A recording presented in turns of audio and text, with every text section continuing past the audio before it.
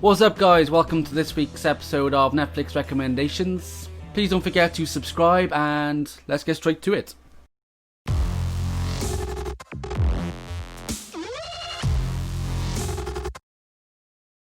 So this mention is absolutely perfect to recommend as I've barely heard anyone talk about it. It is Room, starring Brie Larson and Jacob Tremblay. So still to this date, 100% Brie Larson's most notable performance is in this. And Jacob Tremblay, who plays her son, his performance is just incredibly captivating for such a young actor too, fair play.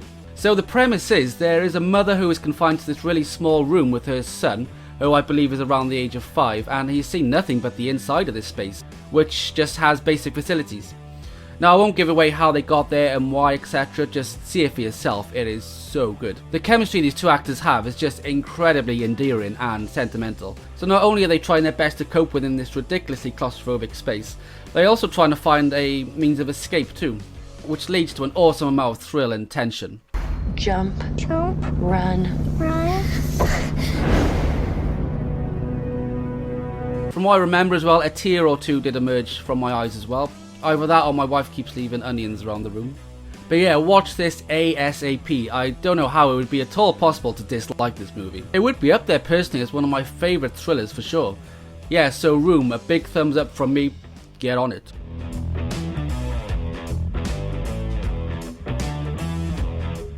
Next up is a South Korean made film, which I came across after being so impressed with the film Parasite, and then doing more digging into foreign films in general, and I have certainly come across a fair few gems when it comes to South Korean films. And let me tell you, this next one is one of, if not the finest.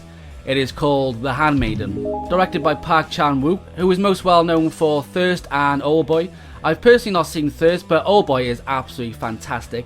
So right off the bat, The Handmaiden is a bloody masterpiece.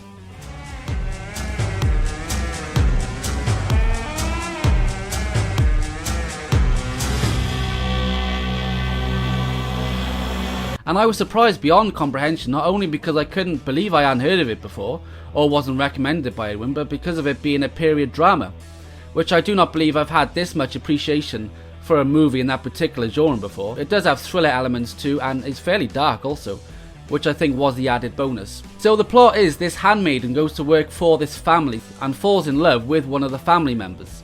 But it is by no means as simple as that, oh no. The story takes you on this journey filled with so many surprises, and it is just incredible the way the story is approached in this.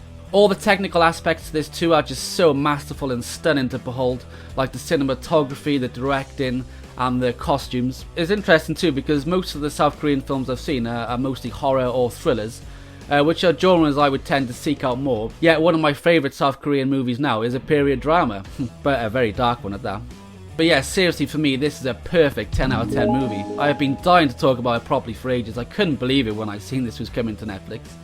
I may have to do a full review on it. Seriously, catch this movie before it gets buried on Netflix. It is a genuine must-see film.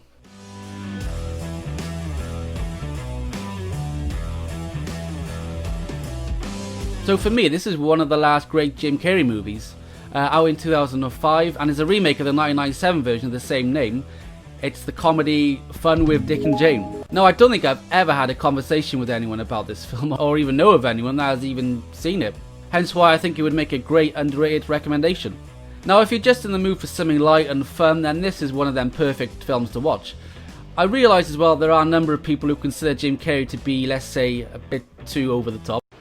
Did you have fun? Oh, yes, I did! Oh, yes, I did! Well, I would say in this, he does tone it down. Well, compared to how he is in other roles, at least. But that being said, it doesn't make the movie any less fun. What makes it such an entertaining watch is the premise. So basically, Jim Carrey and Tia Leone play a married couple that land themselves with some serious money problems and actually resort to robbery. And after things go from bad to worse, this is where things get pretty hilarious. As you're watching these complete amateurs trying to achieve these robberies, when it's just something completely out of their comfort zone. That's nice. Alright everybody, 2 ice mochas, let's go. Move! Are you okay, hon? I'm okay. Alright, nobody trying to follow us? And just the fact they are married just makes it even more funny. And it's that chemistry as well between Jim Carrey and Tia Leone that makes this work so well. Now the critics were pretty harsh on this movie and it didn't do too well at the box office, but honestly I enjoyed it. give it a go. It's by no means one of Jim Carrey's best, but this type of role was definitely very much up his street. Like in most of his films, he just always seems to be having a whale of a time whenever he just gets to play characters wherever he can kind of truly express himself, and it shows again in this, which for me is what makes him so much of a joy to watch. His energy is just so infectious. Honestly, I advise you to give Fun with Dick and Jane a shot. You may be pleasantly surprised.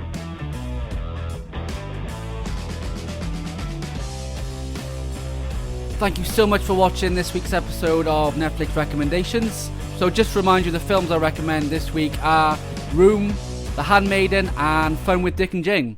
Thank you as always, and don't forget to subscribe. You've been watching Feature Creature. I'll catch you next time.